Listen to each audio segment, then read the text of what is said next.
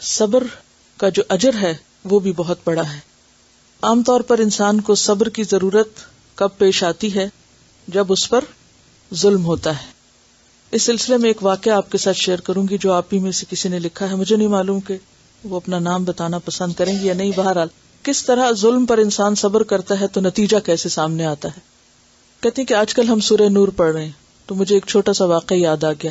پچھلے سال جب میں لاہور میں تربیتی کورس کرنے کے لیے گئی تو ایک گھر کرائے پہ لیا, کسی کے گھر کا اوپر والا حصہ. وہ گھر نیا بنا تھا. میں نے 2 دن میں جلدی سارا گھر سیٹ کیا تاکہ سکون سے کورس کر سکوں. جب داخلہ لیا تو مالک مکان بہت ناراض ہو گئی کہ یہ نیا گھر ہے اور تم سارا دن بند کر کے چلی جاتی ہو. اس نے کہا کہ جو صفائی والی میری ہے تم بھی وہی رکھو تاکہ وہ میری مرضی کے مطابق صفائی کرے. مگر وہ صبح آتی تھی, میں نے اتوار کے لیے اس کو رکھ لیا اور روزانہ خود واپس آ کے صفائی کرتی. ایک دن واش روم کا گٹر بند ہو گیا کیونکہ نیا گھر تھا, ابھی ریت سیمنٹ پائپ وغیرہ سے نہ نکلے تھے. میری بیٹی بیمار ہو گئی, اس کو قے آئی تو بھاگ کر اس نے واش روم کے بیسن میں قے کر دی. اب صفائی والی نے جا کر مالک مکان کو بتایا کہ بیوی نے الٹی بیسن میں کروائی ہے اور اس الٹی میں جو کچھ ہے وہ مجھے خود نظر آیا ہے. یعنی اتنی تفصیل سے جا کر اس نے مالک مکان کو شکایت کی. مالک مکان نے صرف اتنی سی بات پر طوفان اٹھا لیا. میرے بھائی کو, والدہ کو, کزن کو, پراپرٹی ڈیلر سب کو بلا کر کہنے لگی کہ یہ گھر بند کر کے چلی جاتی ہیں, گھر خراب ہو جائے گا. امی اور بھائی بھی مجھے سمجھانے لگے کہ خاتون بہت اعتراض کر رہی ہیں اور پھر وہی الٹی والی بات بھی بار بار مینشن کی گئی. لیکن میں صبر کر گئی, خاموش رہی کہ کیا جواب دوں. پھر ایک دن کالونی کی عورتوں نے مجھ سے کہا کہ آپ کی مالک مکان ہر جگہ کہتی پھر رہی ہے کہ میں نے اس کو گھر سے نکال دینا ہے کیونکہ یہ اپنے بیٹے کو گھر چھوڑ کر خود چلی جاتی. یہ کون سے اسلام میں لکھا ہے؟ اور بھی بڑی بری باتیں کر رہی ہے. میری آنکھوں میں ایک دم آنسو آ گئے کہ اگر ان دنوں میں اس نے مجھے نکال دیا تو میرا کورس ڈسٹرب ہو جائے گا. میں نے کوئی بد دعا نہ کی, لیکن اپنے آپ کو حوصلہ دینے کے لیے ایک دم میرے دل میں یہ بات آئی کہ انسان کو تو اپنا بھی پتا نہیں کہ کب اللہ اس کو اس کے اپنے گھر سے نکال دے, مجھے کیا کوئی نکالے گا. اور صبر کر کے پھر اپنے کام میں لگ گئی. 2 دن بعد ان کے گھر کو تالا لگ گیا. صفائی والے روزانہ مجھے پوچھنے آتی کہ نیچے والی باجی کہاں ہے. 10 دن بعد جب تالا کھلا تو کسی نے مجھے بتایا کہ مالک مکان اور اس کی شادی شدہ بیٹی ہسپتال داخل رہی ہیں. خیر میں خبر لینے گئی, میں نے پوچھا کیا ہوا. کہنے لگی ہمیں تو خود سمجھ نہیں آ رہی, بیٹی کو کھانا کھاتے کھاتے ایسی قے آئی کہ بند ہی نہیں ہو رہی تھی, اور اپنی بیٹی کی یہ حالت دیکھ کر میں بلڈ پریشر کی مریض ہوں, میں بھی بے ہوش ہو گئی. دونوں ہسپتال کے کمرے میں 10 دن داخل رہی. میں نے مبارک دی اور کہا کہ کون سا مہینہ ہے. وہ کہنے لگی یہ حاملہ نہیں ہے. یعنی انہوں نے سمجھا کہ شاید اس کی شادی ہوئی ہے تو پریگنینسی کی وجہ سے یہ ہو رہا ہے. ڈاکٹر خود بھی پریشان تھی کہ یہ کس قسم کی قے ہے.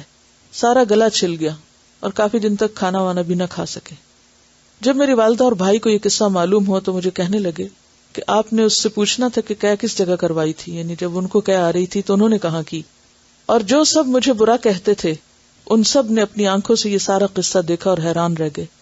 میں نے مالک مکان پہ ظاہر بھی نہ کیا کہ مجھے کسی شکایت کا معلوم ہے اور نہ ہی کچھ جتلایا کہ کہاں کہاں میری باتیں کی گئی ہیں.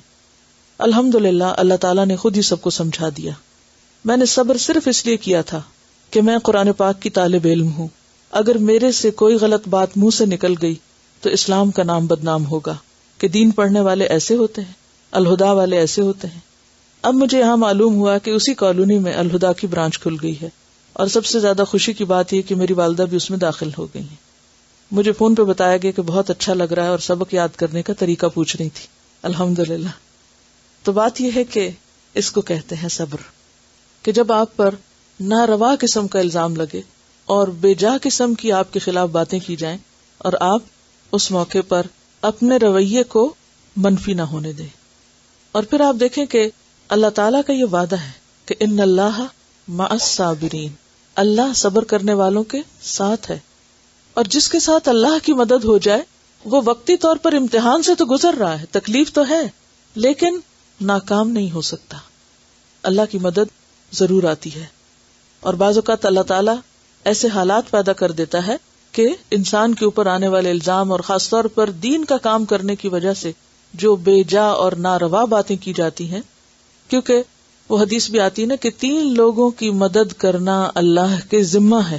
3 لوگوں کی مدد کرنا اللہ کے ذمہ ہے, اور ان میں سے ایک شخص جو اللہ کے راستے میں جہاد کرنے والا ہو. جو اللہ کے راستے میں نکلنے والا ہو. یعنی اللہ اس کو تنہا نہیں چھوڑتا، اس کی مدد ضرور کرتا ہے. اور قرآن میں بھی کیا آتا ہے؟ وَلَيَنْصُرَنَّ اللَّهُ مَن يَنْصُرُهُ، اللہ ضرور مدد کرے گا اس کی جو اس کی مدد کرتا ہے. اگر ہم اپنی ذات سے کسی کو تکلیف نہ دے رہے ہوں، کسی کے لیے پریشانی کا باعث نہ ہو اور بے وجہ آپ پر زیادتی ہو رہی ہو، تو ایسے موقع پر اپنی زبان کو بند رکھنا. جہاں بدلہ لینے کا موقع ہو، وسعت ہو، وہاں معاملہ اللہ کے سپرد کر دینا. تو بات یہ ہے کہ صبر اگرچہ مشکل کام ہے لیکن اس کا اجر بہت بڑا ہے.